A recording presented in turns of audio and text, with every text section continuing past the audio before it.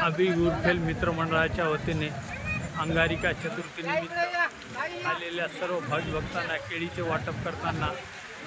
अभिदादा मित्रमंडळाचे कार्यकर्ते व अंगारिका चतुर्थी असल्यामुळे सत्य गणपतीच्या दर्शनासाठी मोठ्या प्रमाणात भाविक भक्त उपस्थित आहे। या भाविक भक्तांना केळीचे वाटप करताना